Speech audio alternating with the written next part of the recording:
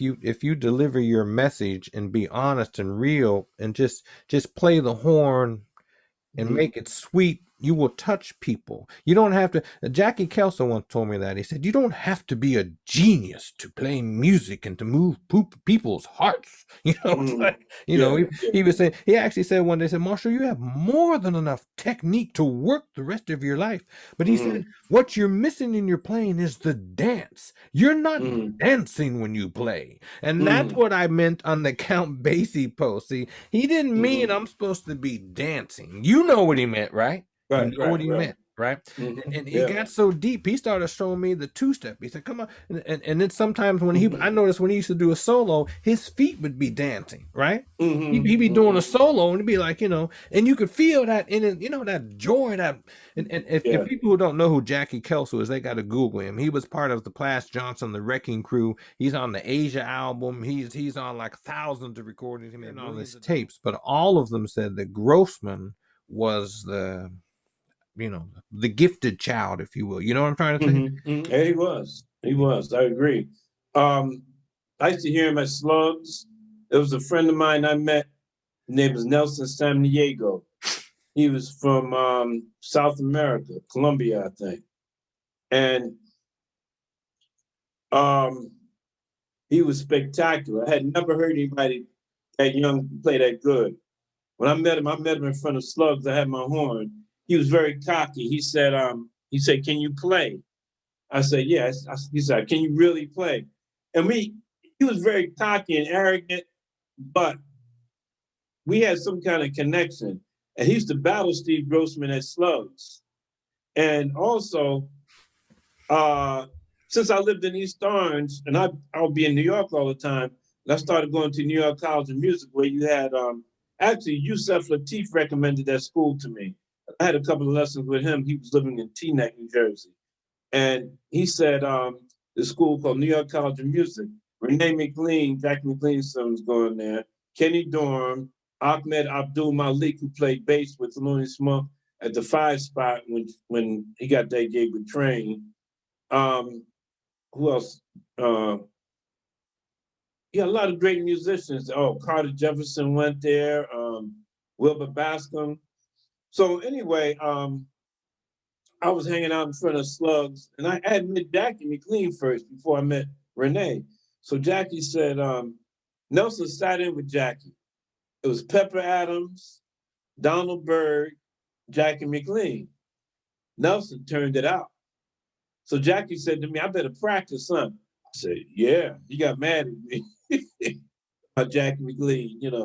But he learned a lot from Jackie. He had Jackie's he had Jackie down. So the two youngest cats that were really playing was Steve Grossman and Nelson. So I used to stay at Nelson's house.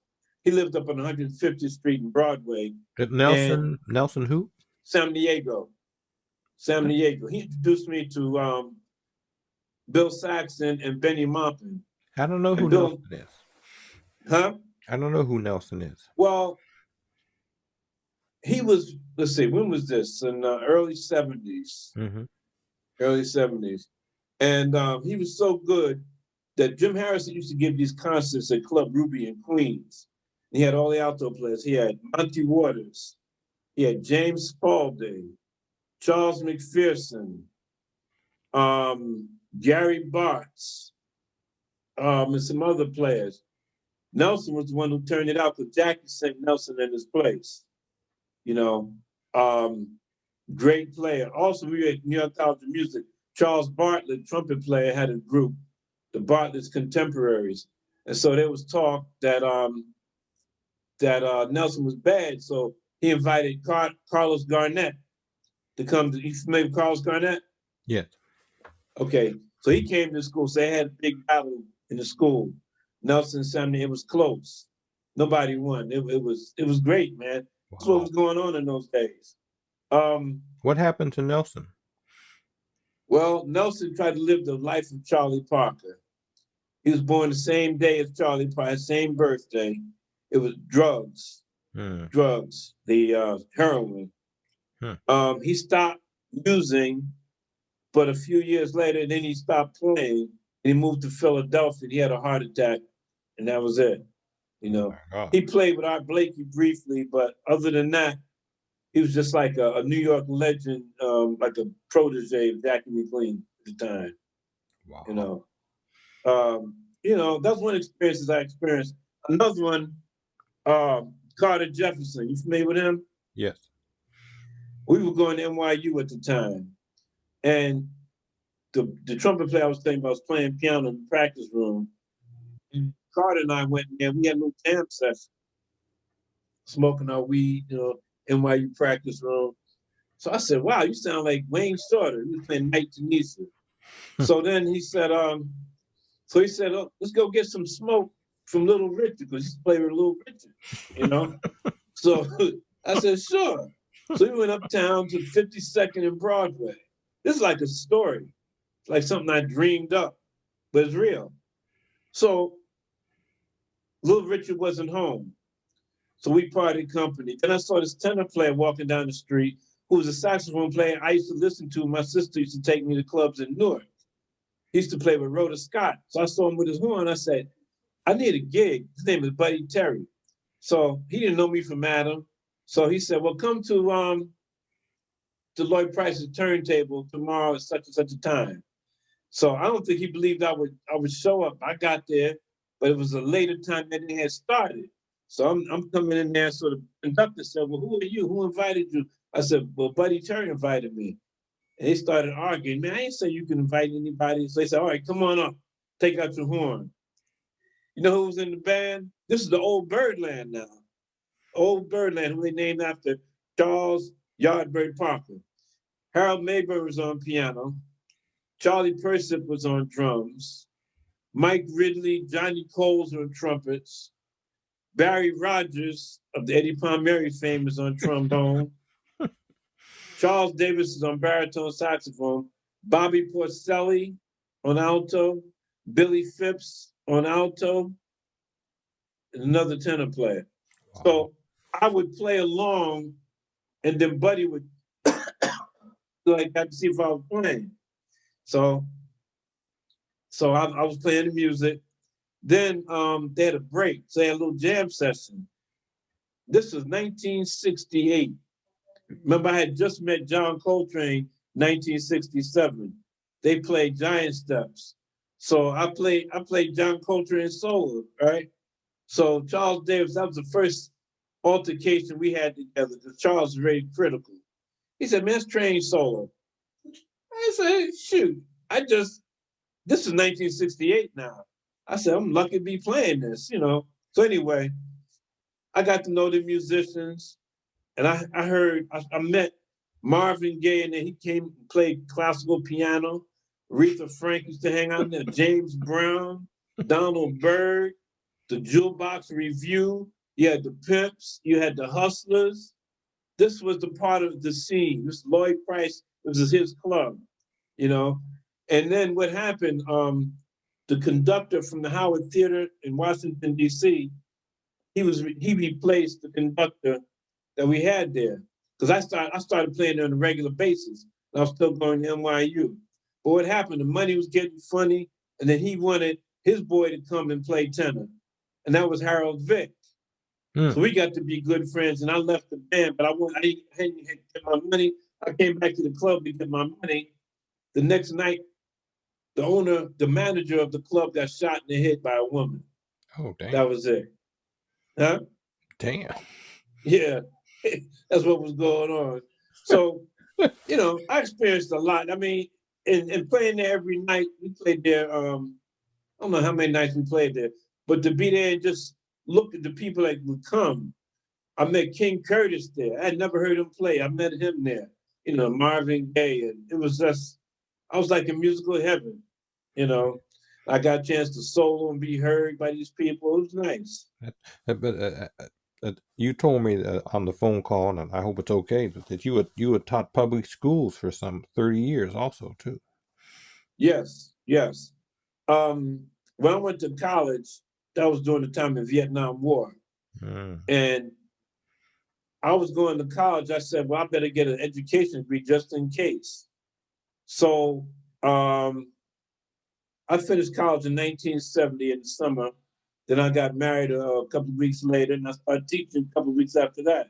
But Hmm. the thing about me teaching is that I didn't stay teaching if I had an opportunity to play, which I had some opportunities, and I would take a leave of absence or I would resign if I couldn't get the leave of absence, Hmm. which usually happened because they were trying to keep me there. I said, listen, I have an opportunity to play the music I've been practicing, that I love, that I have a passion for. I have to go. I can always come back to teaching. As long as I came back within 5 years, I didn't lose anything. And Oh, that's what I did. I did that a few times. I went out with Bub and Brown Sugar. I was there 4.5 months. I was going to have my family move to Paris with me, but the show ended. My wife came out there for 2 weeks, had a great time.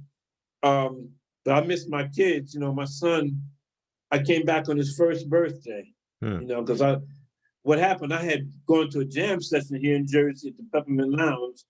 And when I came back home, my wife said, well, Rudy Stevenson called and said, asked you if you would want to go to Paris on Friday to Bub and Brown Sugar.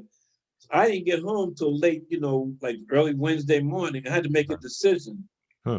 I told the principal, she said, listen, either you want to be a musician or a teacher. I said, au revoir. You know, I wrote the kids back because, you get attached to the kids, they get attached to you. Right, I right. would write them back, but they never got my message. Oh, They never got it. It was a drag. But even though I was teaching, playing, anytime I'm playing, I'm still teaching. And when I'm teaching, I'm playing. One significant time is when I was with Jack McDuff out in Flint, Michigan. This musician came to hear us every night. And he said, wow, I admire you because you're doing what you love to do. You have a passion what you're doing, you're doing it. He said, but I don't get a chance to play and I want to learn how to play. I'm a teacher. I said, listen, man, you got to play. You got to find a way to do it. I said, I'm a teacher also. I said, I left a good job, one of the best teaching jobs I ever had, but I had only been teaching 4 years before I left. And I went out to do this job with Jack McDuff. Some people might not understand that, but as a musician, to play with somebody of that caliber, you just have to do it. It's not all beautiful. It's not all glamour. You don't get a whole lot of recognition, but you learn. That was a learning experience. So I went to this person's house. I gave him a lesson. He fed me, had dinner, and he was so thankful. He was so happy. hmm. So, but I think I influenced him in the fact that you have if you want to play, whatever you want to do in life, you got to do it. Don't worry about nothing. Do it. But, So but I it's was able to play and go on the road and came back. And I would do that until one year I had an altercation with a student, and I looked back and I said, "Wow, I got all this time behind me. I never thought I'd retire or get a pension." But they said, "You're eligible." I said, "Thank you. I'm ready to go." And I yeah. left with a That, full that, pension. that's what I was going to bring up. The full pension. A lot of musicians, a lot of us never get that. So a lot of musicians teach schools. People don't know how many great musicians. That it's just because it's one thing to follow your art, but you got to eat and pay the rent. Right. And look, Cannonball was a school teacher before he came to New York and had that night where I like that story with Phil Woods or Jack and McLean in the back. Oh you yeah. heard, you didn't hear about that? Tell me about it. You Tell know us that about that it. that, that famous night when What's the benefit? yeah, actually Cannonball came to New York to pursue his master's degree. I didn't know all this inside information. I think Vincent Herring told me. That's why he was up in New York. Nat had gone to New York already, and Nat wrote him and said, "Man, you got to come up here. No one's playing what you playing." But Cannonball's like, I got to get a job, man. I got to get some money, make some money. So Mm-hmm. he just happened to come up to New York to pursue this, going to school at a master's degree, and he was just sitting in the audience there with Oscar Pettiford, and who was it? They even told me who it was who was late. I forgot. I think maybe it was Jerome Richardson was late or something, right? Mm-hmm. And Mm-hmm. so somebody said, that guy has a horn or something. And I think the real story was they wanted to borrow Cannonball's horn or something, right? And Cannonball Mm-hmm. said, no, no, no, I'll play, but you can't borrow my horn and stuff, right? So Mm-hmm. so Oscar was pissed off about it, I understand. you know, as the story goes. So he was like, because Cannonball was kind of country, you know what I mean? Kind of look kind of country, talking country, and he's thinking, oh shit, you know, what is this, right? So he stomped off, you know, I remember April real fast, right? And then Cannonball just started tearing it up, right? But it just happened that Phil Woods and Jackie McLean were in the back, because Phil wrote the story later, talked about, he said, we're in the back, and they changed it.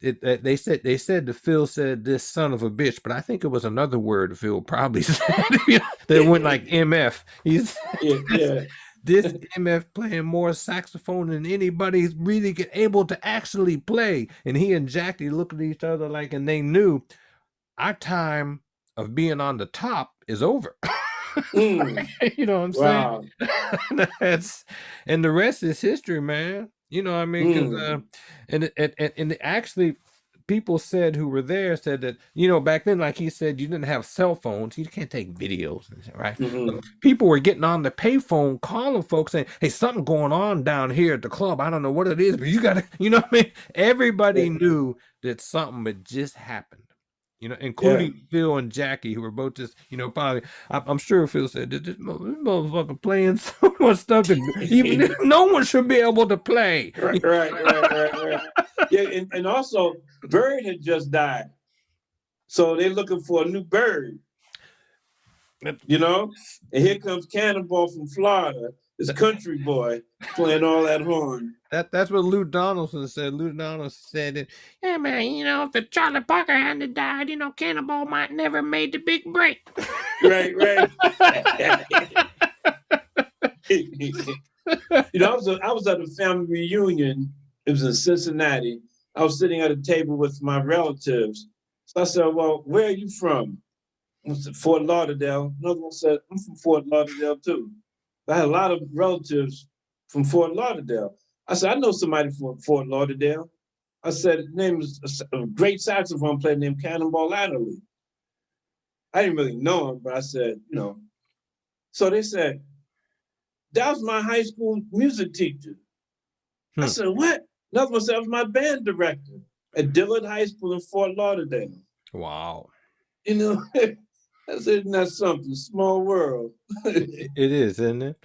You've had, look, man, I'm gonna probably cut this into different segments and stuff, because we covered so much, and it's fascinating, man. Maybe we should talk again. I'll be honest with you, all the years that I've known you until you call me, I didn't know you had this alternate life of hanging out with John Coltrane and Steve Grossman and I just got want some more stories we get to another time. I have one question for you though, before you jump there. Something you said earlier. Miles Davis has taken a lot of criticism, which I'm always angry about you know, what they call his flub notes. You know, he would miss notes on trumpets, all this stuff, which I actually don't understand myself. I almost find it like he invented a style on the trumpet. But it's interesting the things you said about Miles and Coltrane. Can you share to the folks why Miles Davis is so important to this music? I mean, because he's, you know what I'm trying to say? Yeah. Well, first of all, Miles is a trendsetter. Whether people follow, Miles would take something and create something else. He would always step ahead of the game. He was always like that. If you check out where he came from, he was with Bird. He could hardly play, so he says. I mean, it was rough. You had Fats Navarro out at the time, you had Dizzy Gillespie. He couldn't play like that. He could play fast. It was hard. He was struggling. But he would always be at the jam sessions at Minton's. He'd be learning. Even though he went to Juilliard, that's where his learning was. His schooling was at Minton's. And he would hang out with Bird, because that's who we sought after, Charlie Parker. So he created a style out of his, he couldn't play like Dizzy.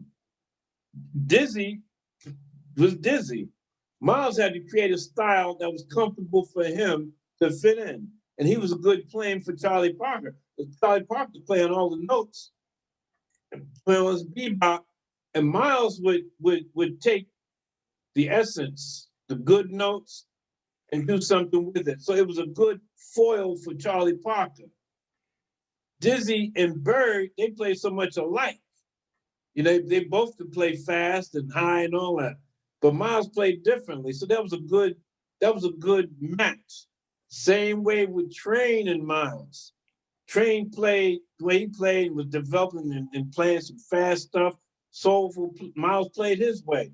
It was a good foil for Miles. But Miles would always step up, create this cool movement. Remember that movement? Then he started, then he got dealing with like the jazz rock and fusion and all of that. So he was always listening and learning and being influenced by other music, and we created style and people would follow him. Always did that. And his music is so comfortable to listen to. But Mm-hmm. women like listening to his records. You Right, know, in the Miles Davis biography, who was the great producer? I can't remember it's not, you know, the last movie they just made, Birth of the Cool. I guess you saw it, right, with Miles, Mm-hmm. where he said when Miles put out one of those records, people can make love to it, and it Yeah. changed everything for jazz music. You know what I'm Mm-hmm. saying? Yeah. Because but I can still listen to Miles Davis recordings and enjoy them and have joy, even if I've listened to them 200 times. The same I would listen to Mozart or Debussy or Bach. Exactly the same. Like every time I hear it, it's fresh, but it's so comfortable. Does that make sense? It's sexy. You know what I mean? Yeah, yeah, yeah. But And it's that real. Yeah, definitely. That record he did, Kind of Blue, when I first heard Train, he just had sketches. That's the first time I ever played music like that, because before so many changes. Now he had sketches and modes and whatnot. I had never done that before. That's a very, very, very significant album, you know, because they were playing something they'd never played before. Right. You know, and it's like, I mean, like first, second takes or whatever, you know, it was incredible, man. If you think of the music that came out from that record date. Man, And the ones he did with relaxing and working and steaming, they just went in the studio as if it was a gig. all first takes, Yep. just calling tunes, just because he wanted to get out of the record contract. Right.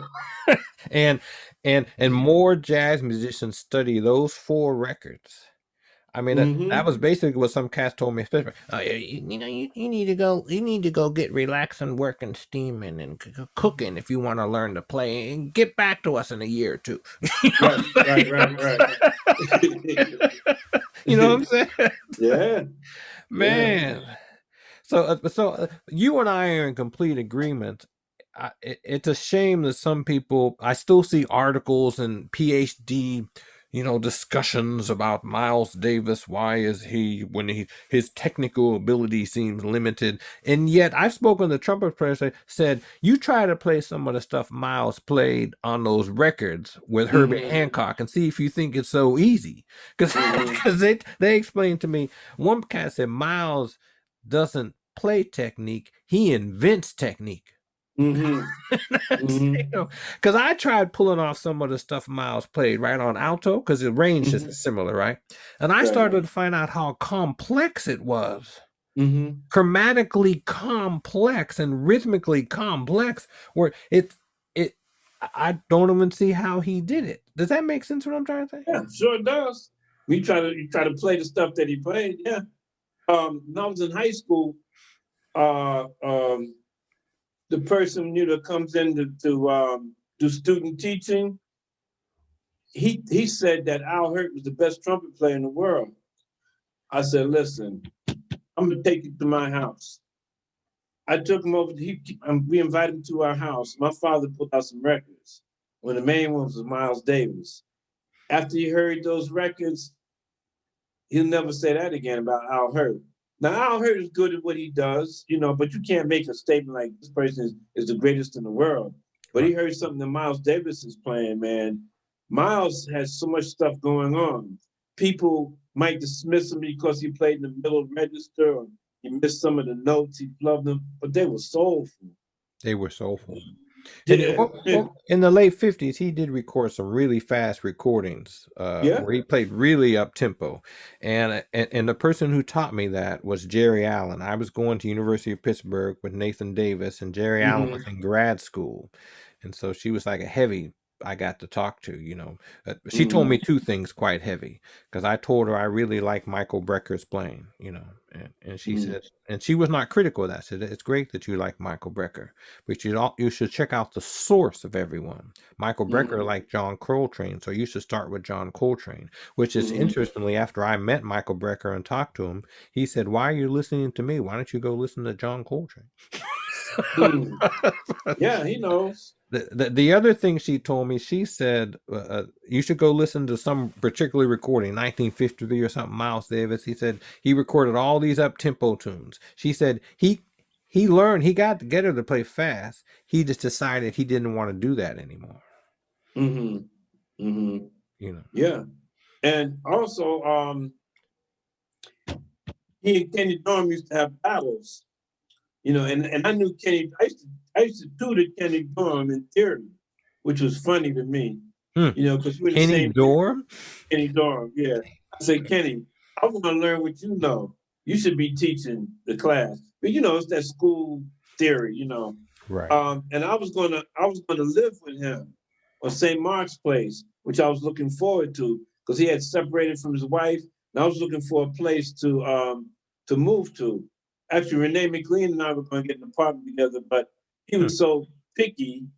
I would have moved anywhere. You know what I mean? I was going to move in with Kenny, but he got back together with his wife. But and then Kenny, when he got to drinking, he wouldn't even know you. But I wanted to learn. I used to hang out with him. He had a group with Hank Mobley, and just being around them. But they used to battle. Kenny would come to Miles' gig and blow Miles away, and then he would come back, and Miles was ready for him. And they had a love relationship, man. I mean, it was something. They loved each other, man. Musically, yeah, Kenny Dorham, yeah, Fast Navarro, Dizzy, Clifford Brown came a little later. That was another one. It was a That's lot of a really short period of time. Yep. Very short. Changed the world. Sure did. But I'm just blessed to have seen some of them. Like Slugs was my main hangout. Little club, sawdust on the floor. You see Stanley Turrentine, you see Tommy Turrentine at the bar, McCoy Tyner hanging out, Herbie Hancock. Charles Lloyd had a pickup band with Herbie Hancock, Ron Carter, and Jack DeJohnette. That was his pickup band. Wow. I saw Joe Henderson there with a pickup band. It was so much happening. Then you go down to the Vanguard, hear some music. That was the life where you stop at the Village Gate. You can hear music from the outside. How much did it cost you to get in a club back then? It wasn't even. You didn't even think about the money. It was so little. So little. That's what somebody else told me. It didn't cost a lot of money, and maybe you had to buy one drink or something. Yeah. I think